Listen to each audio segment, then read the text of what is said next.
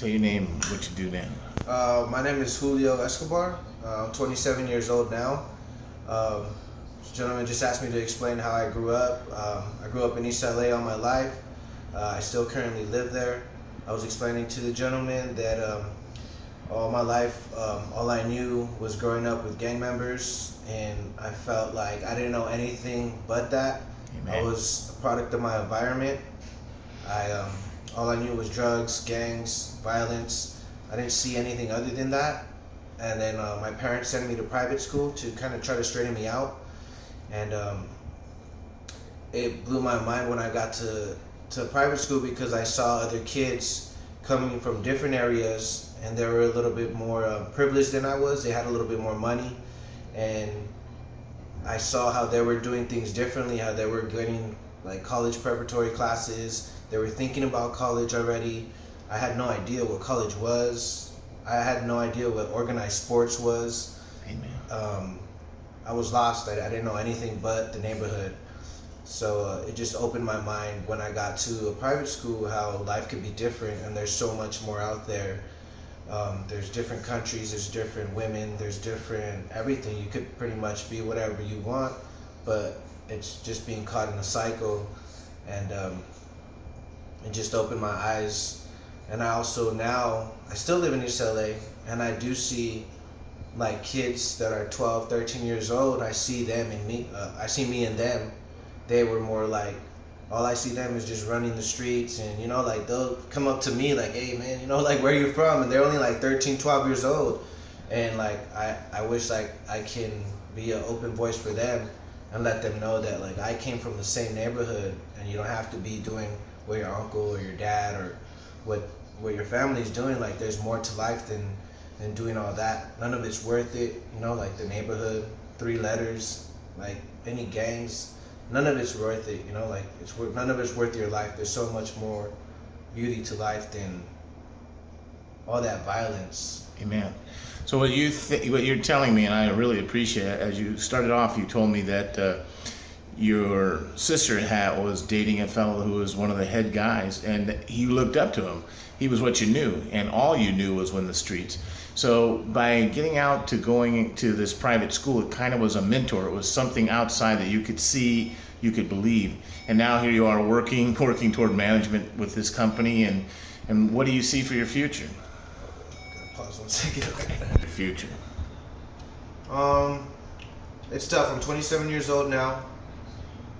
I do look back and feel that growing up and the environment that I grew up in really stunted my growth. I'm not trying to make up excuses for anything, because we all have equal opportunities.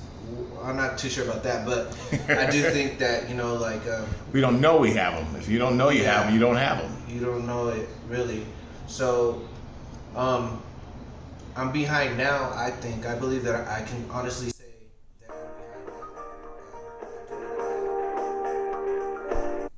A lot of my life ahead of me, but I see a lot of my friends that grew up in better neighborhoods and grew up with. My parents are from Mexico. My dad's from El Salvador. They never knew anything about college. I have friends that their parents went to college and they were born here in America, and their parents helped them prepare for that, helped them prepare for small things, as far as even like helping you do applications for financial aid. Right. I didn't know anything about financial aid. I just thought I'm not gonna be able to go to school because I don't have the money to do it, like stuff like that. I mean, so you feel locked in almost, like there is nothing else for you. And I don't even make excuses though. No, here's what's powerful. Today in our world, it would be very profitable for people to come and talk to you and show you how to succeed and be more successful, far more profitable. You're earning money and paying taxes, but many other people aren't earning money, aren't paying taxes, just living in the streets and end up going to jail, end up going to prison. How many people around you that were in your age category that gone to jail or prison by now? A lot. And that becomes a real burden on our country. But if we could come and mentor you, and you want to learn, you would love for somebody to come along and still guide you and lift you up so that you can get to your next level, wouldn't you? I mean, I have qualifications. I have a bachelor's degree. I have certificates in power line mechanics, as far as guys that do like electricity up in the lines.